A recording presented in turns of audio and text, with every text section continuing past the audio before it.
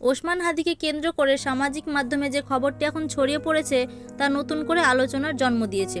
ঘটনার পর থেকে একের পর এক তথ্য সামনে আসছে, আর প্রতিটি তথ্যই মানুষের মনে প্রশ্ন বাড়াচ্ছে। এই ঘটনাকে ঘিরে বিভিন্ন লাইভ, পোস্ট ও স্ক্রিনশট ভাইরাল হচ্ছে, যেখানে দাবি করা হচ্ছে ঘটনার আগের রাতেও নাকি একাধিকবার যোগাযোগের চেষ্টা করা হয়েছিল। এসব দাবি নিয়ে সামাজিক মাধ্যমে তীব্র প্রতিক্রিয়া দেখা যাচ্ছে।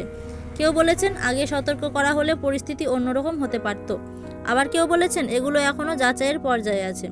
তবে একটি বিষয় পরিষ্কার, ওসমান হাদির ঘটনার পর থেকে যেসব তথ্য সামনে আসছে সেগুলো মানুষের আবেগকে নাড়িয়ে দিচ্ছে। পরিবার, ঘনিষ্ঠজন এবং সাধারণ মানুষ সবাই জানতে চাইছেন কে কি জানতো, কখন জানতো আর কেন সময় মতো যোগাযোগ হয়নি।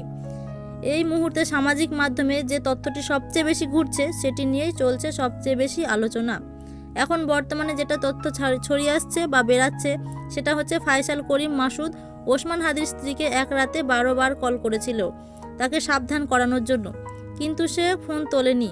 হয়তো তার স্ত্রীর এটাই বড় ভুল ছিল। আপনার কি মনে হয়? কমেন্টে জানাতে ভুলবেন না। ধন্যবাদ।